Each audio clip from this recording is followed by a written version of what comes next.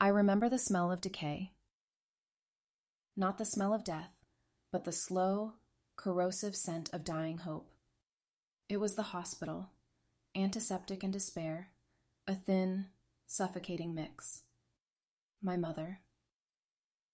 She was a pale, fragile dot in a sea of hissing machines, each beep from the monitor a fresh stab into my heart. The doctor's diagnosis, acute surgery, a sum of money, I, a young woman with a part-time cafe job, couldn't even dream of. That number. It was a monster, swallowing every scrap of light in my life. I tried everything. Selling my belongings, borrowing from friends, even charity funds. But it was all a drop in the ocean. My mother's desperate eyes haunted me every night.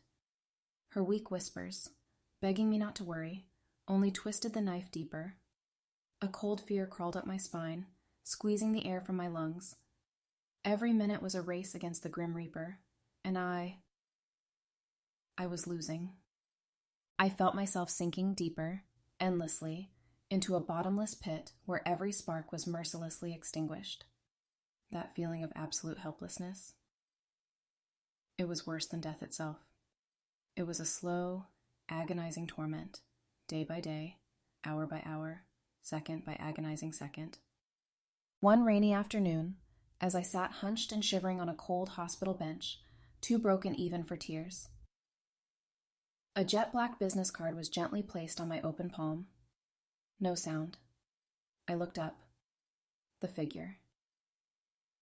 Tall, towering like a Gothic cathedral in the gloom. He stood there, a god of shadow stepping out of some ancient legend, the cold aura radiating from him seeming to freeze the very air. His gaze? Colder than any winter wind, drilled through my soul, assessing, scrutinizing. I had never seen a man like him. He wasn't just handsome. It was a deadly, dangerous kind of beauty. Raven hair slicked back, accentuating the razor-sharp lines of his face. His dark suit clung to a powerful, sculpted frame, every fold of the expensive fabric radiating absolute authority. He didn't speak, just motioned with his eyes for me to look at the card. His name was Valerius. And below it, a simple, chilling line. A solution to every problem. I looked at him, then at the card. My heart hammered against my ribs, not entirely from fear, but from a strange, suffocating mixture of dread and a faint, desperate thread of hope. Your mother. She needs money. His voice low, resonant like a church bell in the fog, startled me. He didn't ask. He stated. As if he knew every hidden corner of my life, every pain I desperately tried to conceal. I can help. I clutched the card, my nails digging into my skin. What's the price? My voice was so small, I wondered if he heard it at all. A subtle, chilling smirk crossed his lips, cold and enigmatic. A promise. A marriage. My mind stalled. Marriage? To this total stranger? This man whose mere gaze could freeze every cell in my body? I looked into Valerius's bottomless, steel-colored eyes. No warmth, no flicker of emotion, only cold calculation and boundless power. He was a predator, and I was the desperate prey. But I had no other choice. My mother. I couldn't let her die. The steady, relentless beeping from her room urged me on, a song of life and death, a sword hanging over my head. I closed my eyes, the image of her pale face burning behind my lids. I agree. Valerius nodded. A small, almost imperceptible nod, yet it carried the weight of an eternal vow. Good. His voice was expressionless, but a hint of grim satisfaction lurked beneath. Your mother's surgery costs will be covered within the hour. Wedding details. My lawyer will be in touch. He turned and walked away, his tall figure vanishing into the rain. I stood there, frozen, a statue, the business card crushed in my hand. my mother would be saved. But I had sold my soul to a heartless man. And I wondered, was that a promise or a life sentence? And so my life veered onto an entirely new path, one I never could have foreseen. Within days, my mother was transferred to a top private hospital, cared for by the best specialists. All expenses paid. She was slowly recovering, her weak but radiant smile a small comfort. But the cost was my entry into Valerius's world, a world where I felt I simply didn't belong.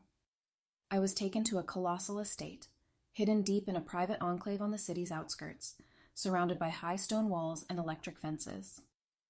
From the outside, it looked like an ancient castle, but inside, it was a flawless fusion of classical architecture and cutting-edge modernity. Brilliant crystal chandeliers, antique oil paintings, gleaming marble floors reflecting the light. Everything was breathtakingly lavish, yet utterly devoid of the warmth of a home. It felt more like a museum than a place to live. Valerius. That man. He was always the focal point, even when silent. His presence was a heavy cloak, felt in every corner of the manor. I spent the early days observing him, desperately searching for a glimmer of light, a sign of humanity, a tiny crack in that icy facade. But he was a massive iceberg, unyielding and impenetrable. Dinners were a performance of distance. We sat opposite each other at a dining table yards long, the flickering candlelight only deepening the gulf between us. He ate slowly, measuredly, his sharp eyes constantly sweeping over me, yet never resting long enough for me to grasp his thoughts. Our conversations were rare and strictly pragmatic. Schedules, wedding arrangements, his expectations. He spoke concisely, succinctly, every word chosen like a command. "You will need a new wardrobe," he said one morning, as I was drinking tea in the dining room. "My lawyer will arrange it. You can choose anything you want." I was surprised. "That's not necessary. I have enough." He cut me off, his tone unchanged. "You will be my wife. Your image is an extension of mine. Ensure it is worthy of that position." His words, instead of feeling like care, made me shudder. I wasn't a person to him. I was an asset, an expansion of his power and reputation. I soon realized Valerius was more than just a successful businessman. There were broad-shouldered men in dark suits always posted around him. They called him the boss, their eyes filled with reverence mixed with a palpable fear. He often disappeared into his private office, located in the basement, where the thick metal door and electronic lock made me think of a secret organization's vault. I often heard low, murmuring conversations from down there, sometimes harsh shouts in languages I didn't understand, but all would cease the moment he reappeared. Once, I accidentally overheard his conversation with one of his men. "Eradicate," he said, his voice cold as ice. "Ensure there are no traces left. I want no loose ends." My heart seized up. Eradicate? What? Who? I tried to dismiss the most terrifying possibilities, telling myself it was just ruthless business jargon. But deep down, a part of me knew it wasn't just business. But Valerius also had strange moments. One evening, I was reading in the massive library, a tattered book on Renaissance architecture, a childhood favorite, when he walked in. He rarely visited the library. I looked up, bracing for a reprimand for occupying his space. But he just stood there, watching me. His eyes, though still cool, held something different. "You like architecture," he said. It wasn't a question. "Yes," I replied, surprised. "It's been my passion since I was a child. I wish I could have become an architect." A flicker of something unreadable crossed his eyes. "Your sketches. Do you still keep them?" I was startled. He knew I used to draw? How could he possibly know? I never told anyone. "Yes. A few." "Bring them to me," he commanded.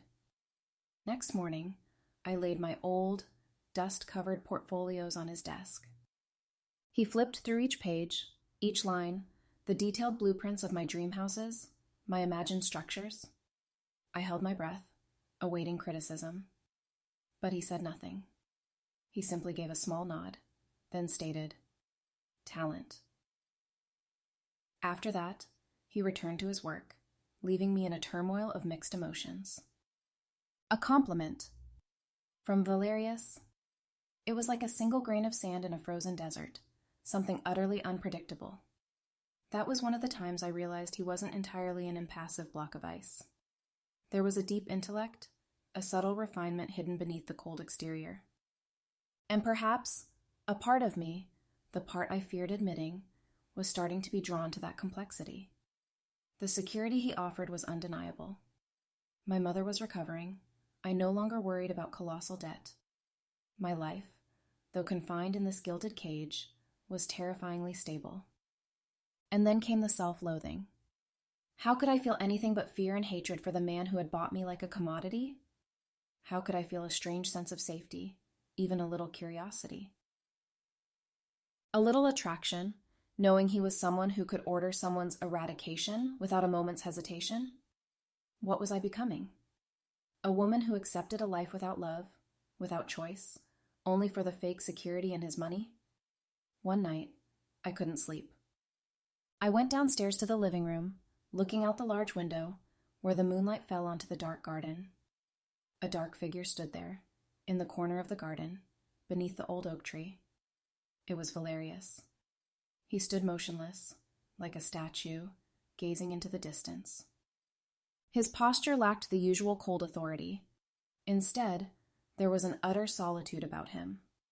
I wondered, this predator, this man, what was he looking at?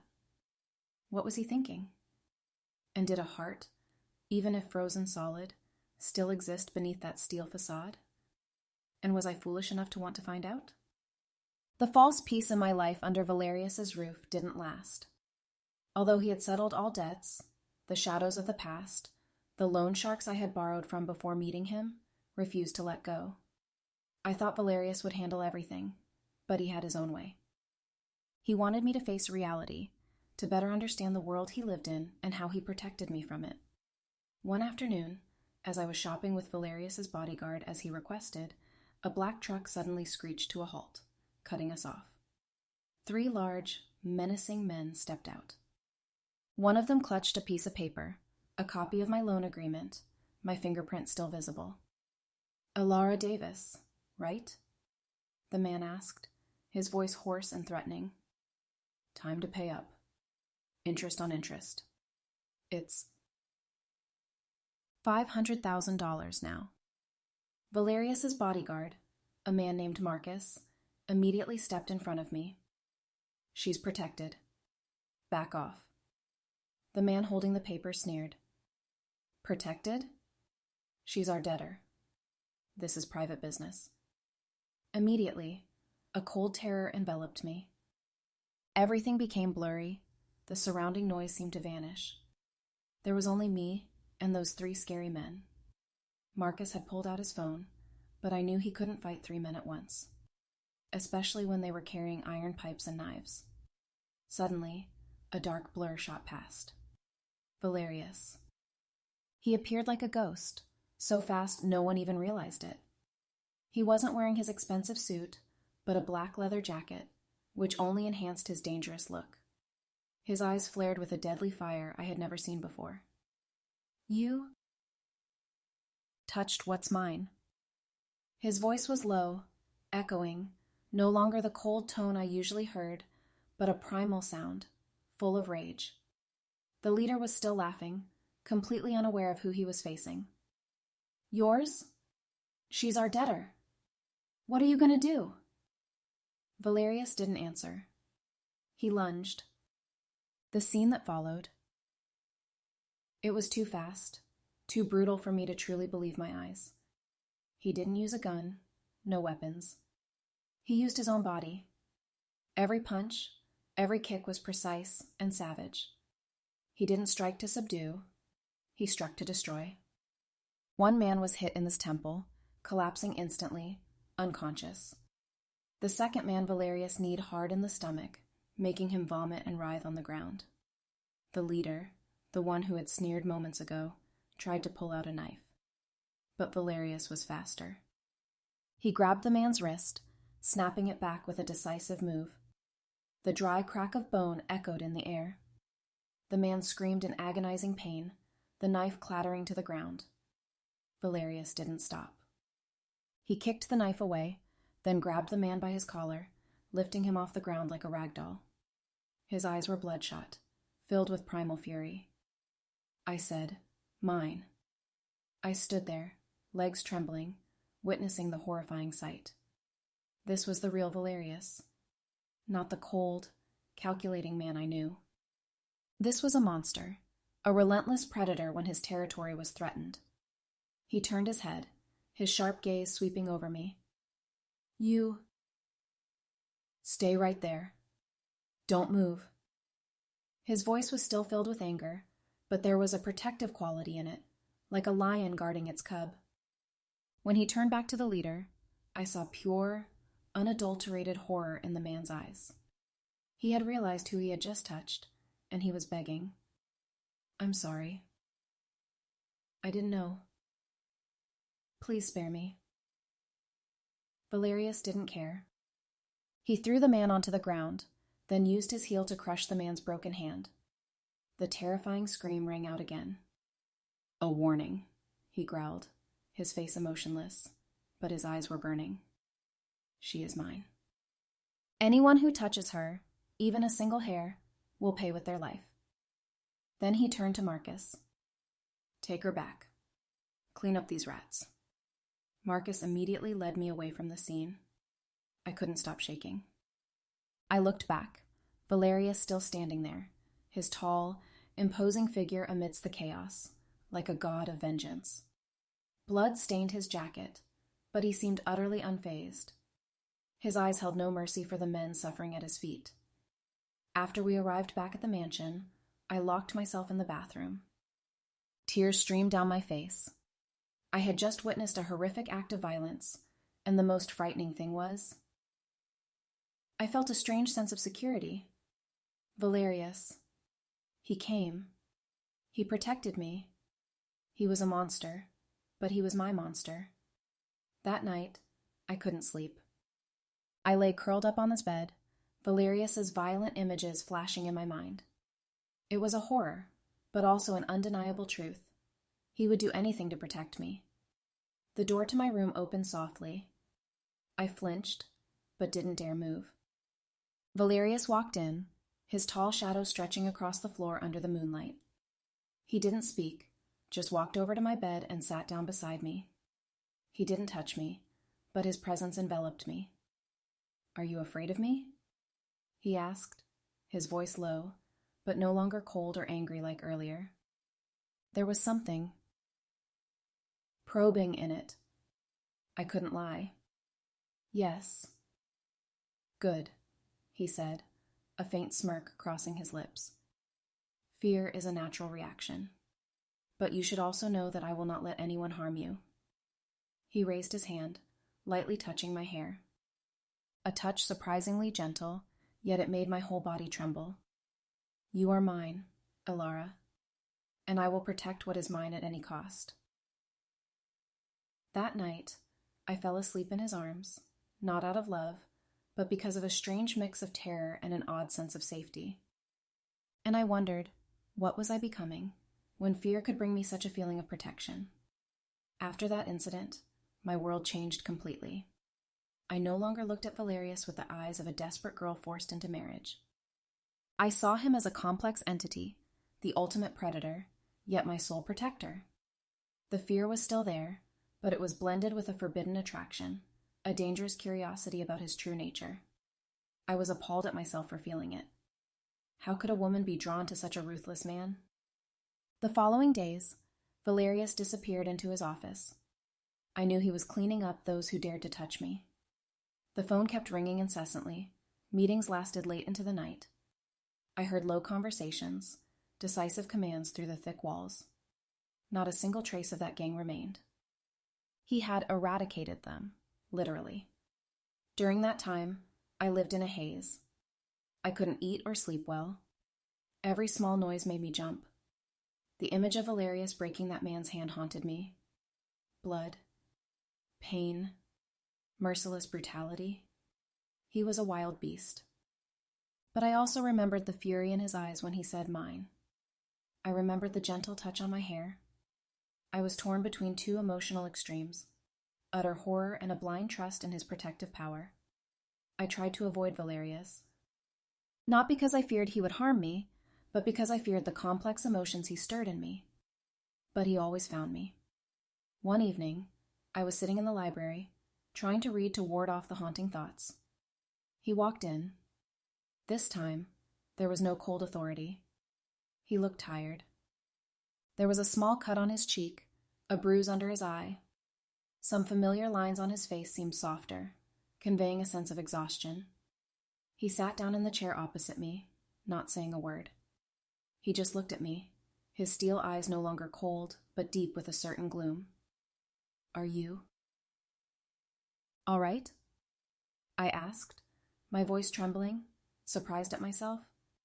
He nodded slightly. Everything has been resolved. His voice was hoarser than usual. They were... I didn't dare finish the sentence. They will never bother you again, he said, his gaze becoming sharp again.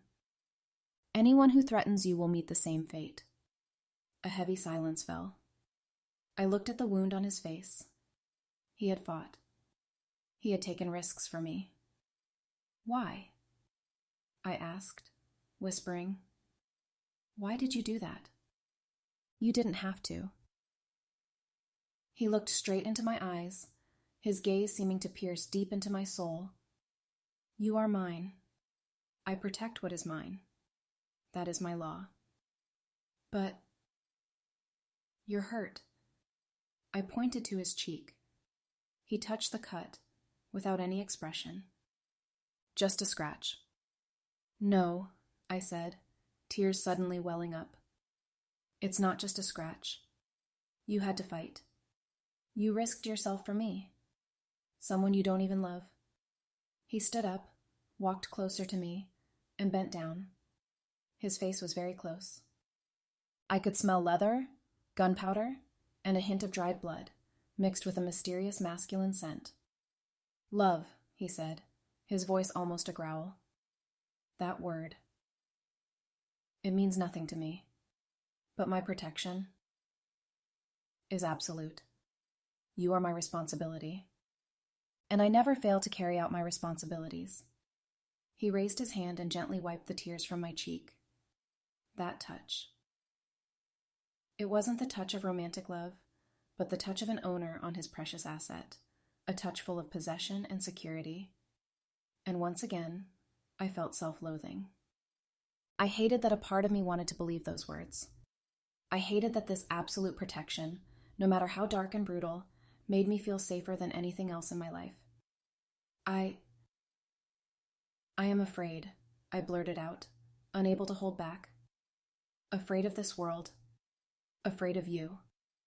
And afraid of myself when I feel safe with you. Valerius looked at me, and for the first time, I saw something flicker in his eyes. Not coldness, not anger, but a dull pain, a deep understanding. I understand, he said, his voice a little softer, almost a confession. I have witnessed that fear before, the fear of women trapped, threatened, with no one to protect them. He paused, as if recalling a painful memory. I will never let that happen again, especially not to you.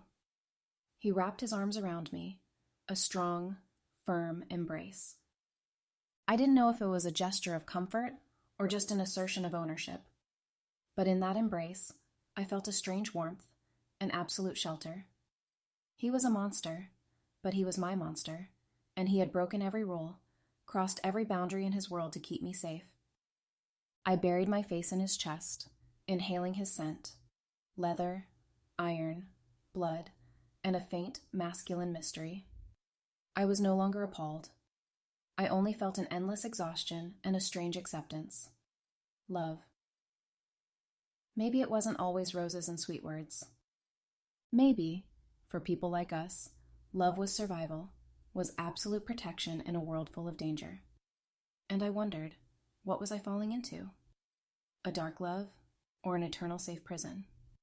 The war was over. Those who dared to challenge Valerius's power, the shadows of my past that haunted me, were all gone. His brutality paved the way for a terrifying peace. My mother had fully recovered. She knew nothing of the dark corners of my life, only that her daughter had found a powerful and loving man. I never told her the truth. How could I? How could I explain that the man who saved her life was a cold-blooded predator, the one whose heart, strangely, was starting to beat faster for him? After everything, the mansion became unusually quiet. Valerius no longer disappeared into the basement office every night. He spent more time with me, though still maintaining his distance and his inherent coldness. Our evenings were usually spent in the library, me reading and him working on his laptop. No words of love, no romantic gestures. Only each other's presence, a silent yet powerful presence. One morning, we were having breakfast on the terrace, watching the glorious sunrise paint the city gold. I looked at Valerius. He was still that man, powerful, mysterious, his deep eyes concealing dark secrets. But something had changed. The harshness in his gaze had softened a bit, replaced by a thoughtful expression, almost an acceptance. "Your mother is healthy," he said, his voice a little warmer in the morning sun. "Yes," I replied, a soft smile on my face. "Thank you." He looked at me, his eyes sweeping across my face, then stopping at the corner of my lips. "You don't need to thank me. You are mine. Your safety is my responsibility." I didn't argue. I understood. To Valerius, love wasn't a flowery word. It was action. It was protection. It was absolute possession. One day, he took me to a vast plot of land in the suburbs, where green hills rolled and a peaceful river flowed through. "Where is this?" I asked, surprised. "This place," he said, his eyes sweeping over the landscape, "is yours." I was stunned. "Mine?" "You like architecture," he reminded me, recalling my old sketches. "You will design our house here." I looked at him, speechless. It was a gesture not only of generosity, but also a recognition of my talent and my dreams. He didn't just buy me. He saw the real me, the passions I had once buried. "It will be a strong house," he said, his lips curving into a nearly imperceptible smile. "And you will be the chief architect. But I have one requirement." "What is it?" "You must ensure there is a safe room underground. A bunker no one can break into," he said, his eyes becoming serious again. "And you will have to be there, if there is any threat." I nodded. I understood. That was his world. A world of threats and absolute protection. We walked along the overgrown path. The sun was high, casting warm rays onto our shoulders. I felt a strange peace, an acceptance of my destiny. I married for money, for my mother's survival. But now, I was building a future with this man. A future that didn't follow any pattern, a dark but genuine love, built on the trust in his ability to protect. He took my hand. His hand was large, calloused, yet it gave me a feeling of absolute security. "Alara," he said, his voice deep and warm. "You will never have to be afraid again." I looked into his eyes, the eyes I once thought were emotionless. Now, I saw an intense fire there, an unwavering dedication. He might not have a gentle heart, but he had an iron will, an infinite strength to protect what he considered his. And I had become an inseparable part of him. We stood there, looking into the distance, where a small village sparkled under the sun. It was a beginning. Not a fairy tale ending, but the first page of a brand new story, a dark and eternal love story. I didn't know what the future held, but I knew, with Valerius by my side, I would never have to face the darkness alone. And I who once hated myself for being attracted to him, now accepted that his absolute protection was our own version of love. It was a promise, not a sentence. It was the beginning of something greater than any fear.